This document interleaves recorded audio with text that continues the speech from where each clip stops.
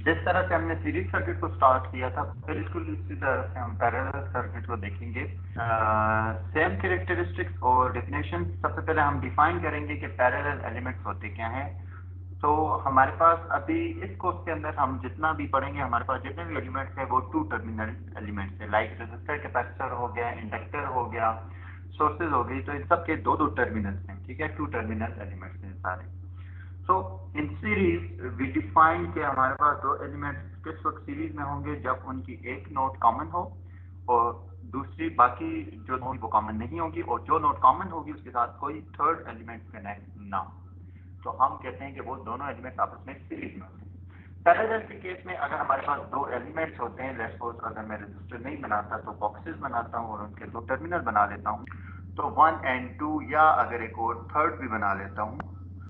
So parallel की definition हमारे पास कुछ यूं कि हमारे पास दो या दो से ज्यादा एलिमेंट्स उस वक्त पैरेलल होते हैं जब इनके दोनों टर्मिनल्स जो होते हैं वो आपस में कॉमन हो। लाइक यहाँ पे आपके पास ऊपर की तरफ एक टर्मिनल है और एक टर्मिनल नीचे है। हर एलिमेंट का एक टर्मिनल ऊपर और नीचे मैंने ड्रॉ किया हुआ है। तो अगर ऊपर वाले टर्मिनल आपस में मैं कनेक्ट कर दूं, उनकी एक नोड बना दूं और नीचे वाले टर्मिनल्स को आपस में कनेक्ट करके उनकी एक नोड बना लेता हूं, तो अब हमारे पास ये तीनों एलिमेंट्स जो हैं ये कॉमन हो चुके हैं। इन अदर वर्ड्स आपके पास दो या दो से ज्यादा एलिमेंट्स उस वक्त पैरेलल होते हैं जब उनकी दोनों टर्मिनल कॉमन हो आपस में। ठीक है, सो अगर आपके पास 100 एलिमेंट्स भी होंगे, देन यू विल डिफाइन के उनके दो ही टर्मिनल कॉमन होंगे। क्लियर हो गई ये बात?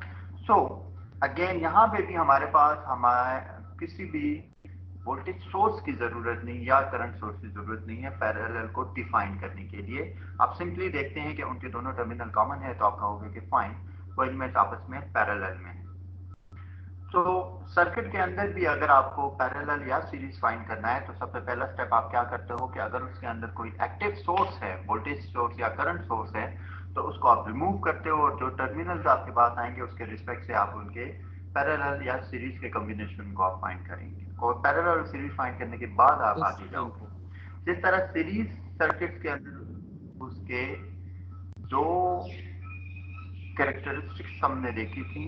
एक कैरेक्टरिस्टिक सीरीज सर्किट की ये थी कि हमारे पास उसके अंदर सेम करंट सारे एलिमेंट्स में से पास होती है, और दूसरी कैरेक्टरिस्टिक्स हमने उसकी देखी थी कि वहां पे जो वोल्टेज ड्रॉप होता है डिफरेंट एलिमेंट्स के अक्रॉस वो डिफरेंट होता है। बिल्कुल उसके अपोजिटली हमारे पास पैरेलल सर्किट जो होता है उसके अंदर भी उसकी दोनों कैरेक्टरिस्टिक कुछ इस तरह से हैं कि आपके पास दो जो पैरेलल में जो एलिमेंट्स होते हैं उनकी जो करंट होती है वो डिफरेंट होती है depending upon the resistance of the elements, लेकिन जो वोल्टेज होती है पैरेलल एलिमेंट्स की वो सेम होती है। So if there are elements in parallel, their voltage is same but current can be different. तो अगर आपके पास दो एलिमेंट्स है और वो पैरेलल में हो और दोनों एलिमेंट्स की रेजिस्टेंस सेम हो, तो उनमें से सेम करंट पास होगी और उनके क्रॉस सेम वोल्टेज भी होगी। लेकिन अगर यही दो एलिमेंट्स हो और उनकी वैल्यूज रेजिस्टेंस की डिफरेंट हो, तो उसमें से डिफरेंट करंट पास होगी। और करंट और रेजिस्टेंस का रिलेशन ओहम लॉ के रिस्पेक्ट से अगर आप देखें तो करंट और रेजिस्टेंस का relation or you can say 1/R, inversely related. So जिस ब्रांच या जिस एलिमेंट की रेजिस्टेंस ज्यादा होगी उसमें से करंट कम पास होगी, और जिसकी रेजिस्टेंस कम होगी उसमें से ज्यादा करंट पास होगी पैरेलल एलिमेंट के केस में। सो ये इसकी दो कैरेक्टरिस्टिक हैं कि पैरेलल जो एलिमेंट्स होंगे इट इज प्रीटी श्योर उनके पैरेलल एलिमेंट्स के अक्रॉस वोल्टेज सेम रहती है। करंट जो होती है वो डिपेंड करती है पैरेलल एलिमेंट्स के अक्रॉस कि अगर दोनों पैरेलल एलिमेंट्स की रेजिस्टेंस की वैल्यू सेम है तो उसमें से सेम करंट पास होगी। ये एक स्पेशल केस है, लेकिन ज्यादातर हमारे पास रेजिस्टेंस पैरेलल के अंदर सेम नहीं होती। तो अगर रेजिस्टेंस डिफरेंट एलिमेंट जो कि पैरेलल में है उनकी डिफरेंट है तो उनमें से डिफरेंट करंट पास होती है। क्लियर है? Yes sir. जी जी अच्छा, सर जी। इसी तरह से अब आते हैं हमारे पास, लेट्स सपोज यहाँ पे मैंने अपने लिए हिंट्स लिखे हुए हैं कि अगर मेरे पास 2 या 3 एलिमेंट्स पैरेलल में हों, लेट्स सपोज R1, R2 और R3, इन 3 एलिमेंट्स को अगर मैं डिस्कस करता हूँ तो इसको आप लोगों ने फिर लेवल या फर्स्ट सेमेस्टर में देखा होगा कि टोटल रेजिस्टेंस फाइंड करने के लिए पैरेलल में आप लिखते हो 1/R total is equal to 1/R1 plus 1/R2 plus 1/R3, and this will be the last time कि आप इस फार्मूले को इस तरह से लिखेंगे। इसके बाद आप इसको इस तरह से बिल्कुल नहीं लिखेंगे। मैं इसको फर्स्ट एंड लास्ट टाइम लिख रहा हूं और इससे एक फार्मूला निकालेंगे हम, और फिर उसी फार्मूला को देखते हुए हम उसकी बाकी जो कॉम्बिनेशन हैं वो देखेंगे। फिलहाल इसको सॉल्व कर लेते हैं। 1/RT, एलसीएम आपके पास आ जाता है यहाँ से R1, R2, R3, और अगर एलसीएम को आप सॉल्व करते हैं तो you will gate R2, R3 plus R1, R3 plus R1, R2, यही आएगा।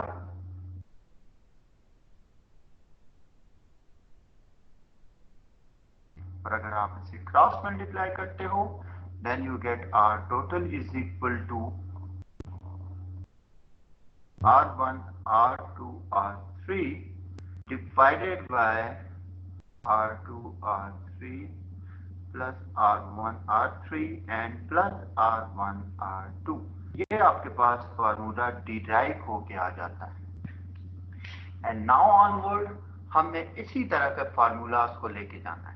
तो हम ये वाले जो इससे पहले 2 या 3 स्टेप्स आते हैं उनको हमने निग्लेक्ट कर देना और डायरेक्ट फार्मूला लिखना है। लेट्स सपोज हम फार्मूला डायरेक्ट कैसे लिखेंगे वो मैं आपको बताने जा रहा हूँ। If you are given with 2 resistor, let's suppose R1 is parallel with R2, अगर आपने फाइंड करना है तो उसका टोटल रेजिस्टेंस फाइंड करनी है और R1 और R2 आपस में पैरेलल हैं, तो आप सिंपली क्या करेंगे कि ऊपर R1 और R2 को मल्टीप्लाई कर देंगे, जिस तरह के इस ऊपर वाले फार्मूला के अंदर ऊपर 3 रेजिस्टेंस के लिए उसने उसको मल्टीप्लाई कर दिया। और नीचे अगर देखें तो 3 रेजिस्टर R1 और R2, R3, जब 3 रेजिस्टर होते हैं तो नीचे 3 रेजिस्टर्स के कॉम्बिनेशन आए हैं। मतलब एक टर्म ये आई है R2 और R3 की, फिर R1 और R3 की टर्म आई है, और फिर R1, R2 की टर्म आई है, जिसको हम प्रोडक्ट टर्म कह सकते हैं। मल्टीप्लाई हो रहे हैं आपस में और फिर ओवरऑल ऐड हो रहे हैं। ठीक है, तो पहले मल्टीप्लाई हो रहे हैं और फिर ऐड हो रहे हैं, लेकिन दो के कॉम्बिनेशन में आप सिंपली लिखेंगे R2 प्लस R1। हाँ, अगर आपके पास लेट्स सपोज मैं अब 5 के लिए लिखने जा रहा हूँ और मैं यूज वही ऊपर 3 वाला करूंगा, तो अगर मेरे पास 5 रेजिस्टेंस हो R1, R2, R3, R4 and R5 और उसका R टोटल निकालना हो तो आपने सिंपल क्या करना है, ऊपर पांचों के पांचों को आप लोगों ने मल्टीप्लाई कर देना है। अब नीचे आपके पास टोटल कितनी टर्म्स आनी चाहिए? You will have total 5 terms, क्योंकि आप जब ऊपर देख सकते हैं कि हमारे पास जब 3 रजिस्टर थे तो नीचे 3 टर्म्स आई थी और आपस में ऐड हो रही थी। इसी तरह से अब 5 रजिस्टर्स हैं तो हमारे पास नीचे 5 टर्म्स आएंगी जो कि ऐड होंगी। लेकिन इधर जब हम आपस में इनको देखते हैं तो लेट्स सपोज फर्स्ट टर्म को जरा इधर देखें। फर्स्ट टर्म के अंदर आपके पास 2 रजिस्टर का कॉम्बिनेशन है। जब टोटल 3 रजिस्टर थे तो यहाँ पे 2-2 का कॉम्बिनेशन आ रहा है, और जो पहली पोजीशन है वो किसकी होती है? R1 की थी, लेकिन पहली टर्म के अंदर R1 नहीं है। इसी तरह से दूसरी पोजीशन R2 की हो है, लेकिन दूसरी में R2 नहीं है, और तीसरी जो है वो R3 की है, लेकिन उसके अंदर R3 नहीं है। इसी तरह से हम यहाँ पे भी 5 के लिए कॉम्बिनेशन लिखेंगे तो हमारे पास नीचे 5 टर्म्स आएंगी और हर टर्म के अंदर 4-4 रजिस्टर्स होंगे। जिस तरह से इन 3 के केस में जब हम R टोटल निकाल रहे थे, R1, R2 और R3 जब वो आपस में पैरेलल थे उनके लिए, तो हमारे पास नीचे 2-2 का कॉम्बिनेशन आया है। 3 के केस में 2-2 का कॉम्बिनेशन आता है, तो 5 के केस में हमारे पास नीचे 4-4 का कॉम्बिनेशन आएगा। इसी तरह 10 के लिए नीचे कितना का कॉम्बिनेशन आएगा?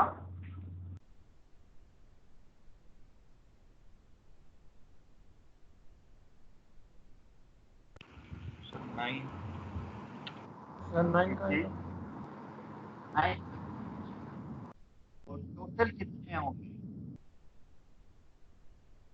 सर 5 आएंगे। टोटल 10 टर्म्स आएंगे सर। 10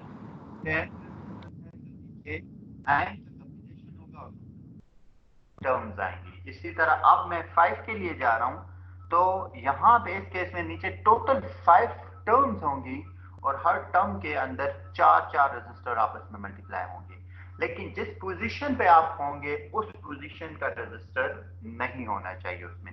लाइक पहली टर्म में लिखने लगा हूं, this is the first term, तो मुझे पता है 4 रजिस्टर आने चाहिए, तो आर आर आर आर, मैं 4 आर लिख लेता हूं। एंड आई नो कि टोटल कितने नीचे आने हैं, 5 आने हैं, तो मैं 5 लिख लेता हूं।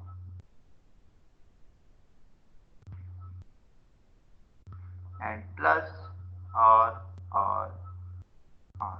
अब ये कौन कौन से आर आएंगे, तो वो भी शॉर्टकट में मैं आपको बता रहा हूं।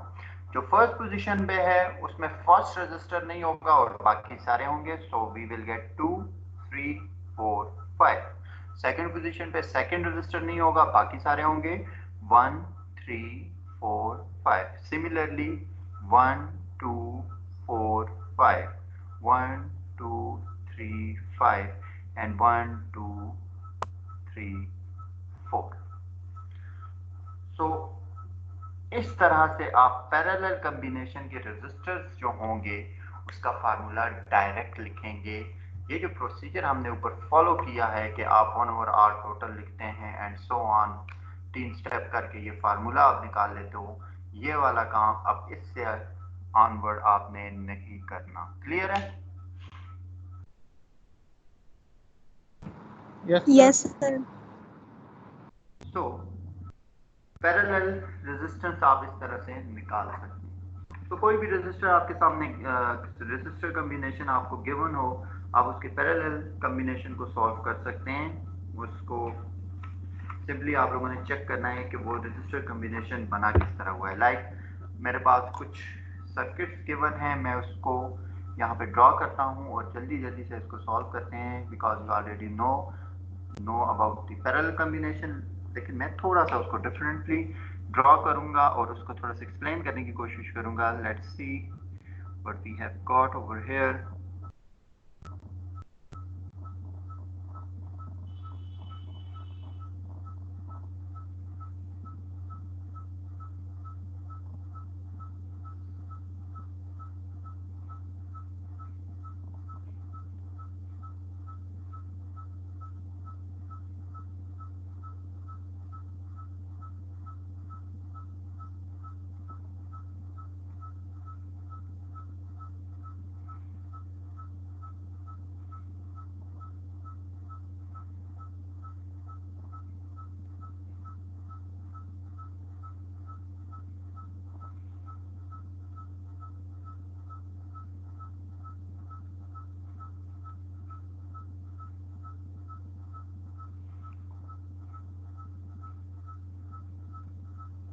सो लेट्स सपोज आपके सामने मैंने एक सर्किट बनाया। आई चेक कि हमारे पास यहाँ पे लेट्स सपोज मैं अगर आपसे पूछता हूँ कि ये जो सर्किट आपके सामने बना हुआ है इसके अंदर कितनी नोड्स हैं, तो जल्दी से कोई मुझे बता सकता है इसमें कितनी नोड्स हैं टोटल?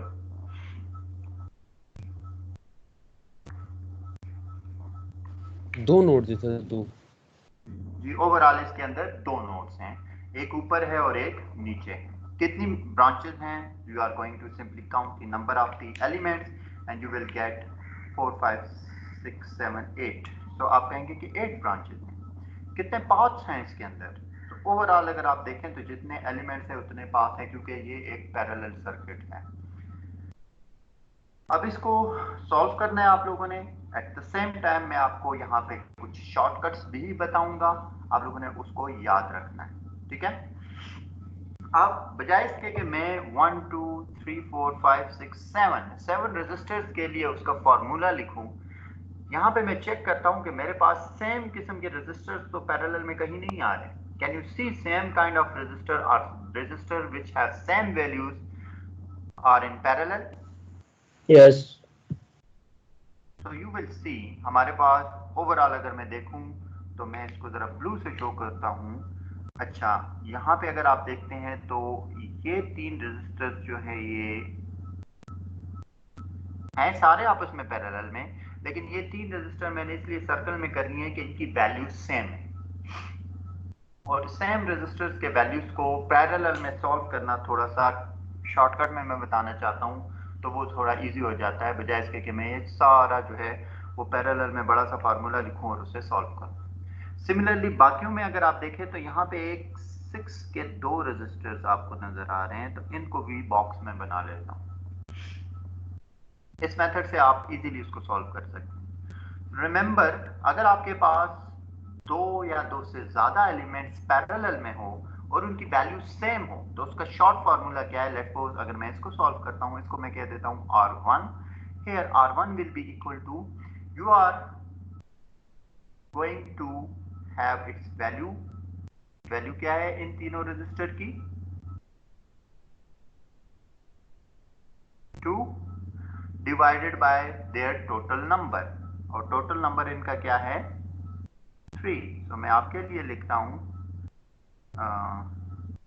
वैल्यू डिवाइडेड बाय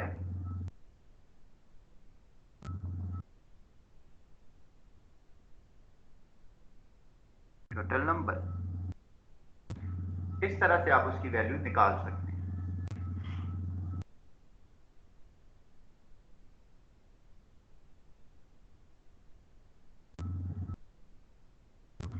अब आप बेशक इसको फार्मूला से भी सॉल्व कर सकते हैं। आप कहेंगे कि फाइन सर ने जो फार्मूला बताया था उसके मुताबिक हम क्या करेंगे, ऊपर तीनों को मल्टीप्लाई करेंगे और नीचे 2 का कॉम्बिनेशन आ जाएगा।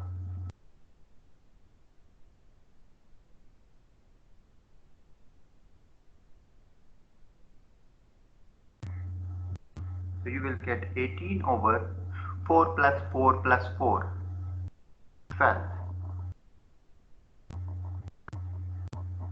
Sorry, it is 8 over 12. So 2 4s are 8 and 2 3 4s are 12. So वही वैल्यू आ जाती है। So अगर आप फार्मूला से भी इसे सॉल्व करते हैं तब भी आपके पास यही आता है, और जो शॉर्टकट मैंने बताया है उसको आप लोगों ने याद रखना है, क्योंकि ये शॉर्टकट आपको ज़्यादा हेल्पफुल होगा बजाय इसके कि आप वो लंबा सा फार्मूला लिखें और उसको प्रॉपरली सॉल्व करें। आपने सिंपली शॉर्टकट फार्मूला यूज़ करके उसकी वैल्यू निकाल लेनी है। तो ये जो बॉक्स है, जो फर्स्ट बॉक्स मैंने बनाया है, इसकी वैल्यू क्या आ गई है हमारे पास? 0.66। इसी तरह जो 6 है, 2 रजिस्टर हैं पैरेलल में, और उसको मैं यहाँ पे R2 का नाम दे देता हूँ।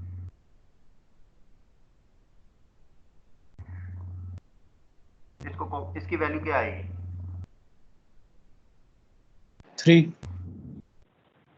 3 आएगी सर। वैल्यू 3 आएगी बिकॉज इस value is 6 divided by total number is 2 and you will gate 3 ओम। सो अब ये 2 क्वेश्चन सॉल्व हो गए हैं। इसके साथ साथ अगर आप देखें तो आपके पास 4 ओम के रजिस्टर भी आपस में यहाँ पे पैरेलल में है, तो उसको मैं R3 कह देता हूँ, and that is 4 divided by 2 will be equal to 2 ohm. तो अब अगर मैं सॉल्व कर रहा हूं तो I have 3 registers now parallel. एक की वैल्यू हमने निकाली है 0.66, सेकंड की वैल्यू हमने निकाली है 3 और थर्ड की वैल्यू है 2।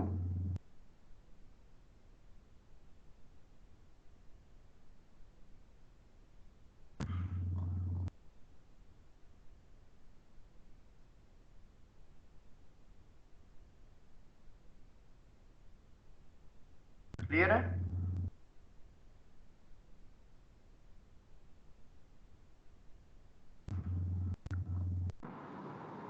Yes sir. And remember, parallel find करने के लिए आपको इस सोर्स की जरूरत नहीं है, लेकिन मैं इसको साथ साथ सिर्फ ड्रॉ कर रहा हूँ। आप इसको अगर फर्स्ट स्टेप में सर्किट में से निकाल लें और आखिर में लेके आ जाएं तब तो ज़्यादा बेहतर है, बट स्टिल इट्स फाइन। अब हमारे पास 3 रजिस्टर आ चुके हैं और तीनों पैरेलल में हैं, लेकिन अब तीनों की वैल्यूज डिफरेंट हैं। सो आपको शॉर्टकट अप्लाई नहीं किया जा सकता. You have to apply now the proper formula and you will say okay R total will be equal to, ऊपर क्या करते हैं हम तीनों रेजिस्टर्स को मल्टीप्लाई करते हैं. सो you will have 3 into 2 into 0.66 और नीचे आप चेक करेंगे तीन रेजिस्टर्स हैं तो दो दो का कॉम्बिनेशन आएगा. सो लेट्स सपोज मैं 3 को फर्स्ट कंसीडर कर रहा हूं, देन पहली पोजीशन के ऊपर 2 और 0.66 आएंगे प्लस सेकंड पोजीशन पे 2 नहीं होगा, यू विल गेट 3 into 0.66 और थर्ड पोजीशन पे हमारे पास 3 और 2 रह जाएंगे. क्लियर है?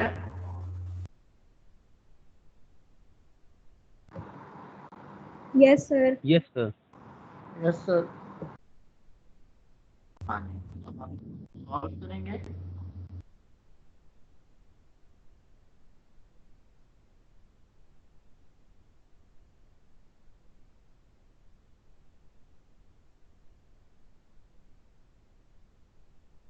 और मैं बताएंगे कि आंसर क्या आता है.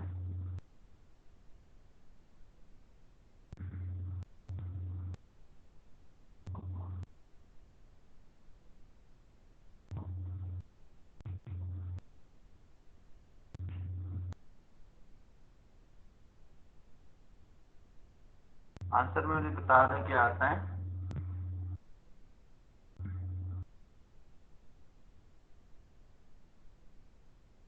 Zero 0.42.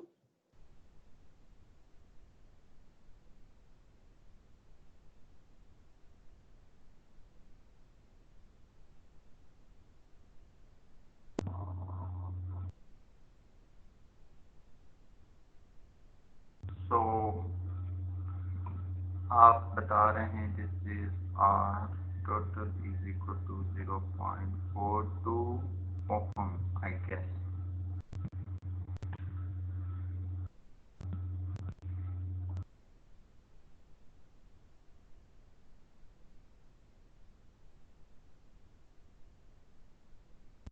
तो बाकियों का भी यही आ रहा है. Yes sir.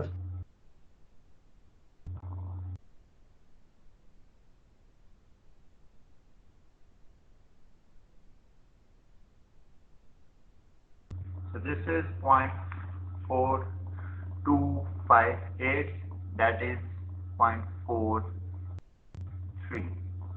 चले जी, इट्स फाइन. 0.42 हो 0.43 हो, दोनों आंसर ठीक है. तो इस तरह से आप टोटल रेजिस्टेंस पैरेलल सर्किट की निकाल सकते हैं. और शॉर्टकट भी मैंने आपको बता दिया है कि अगर आपके पास let's suppose if I give you a question या एमसीक्यू के अंदर मैं आपको कह देता हूं कि you have 100 resistors of 10 ohm in parallel, what is the equivalent resistance, तो क्या आएगा?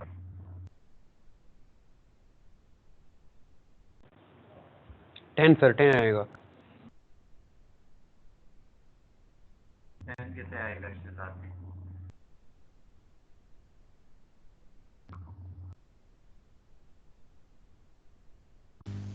सर 0.1 आएगा.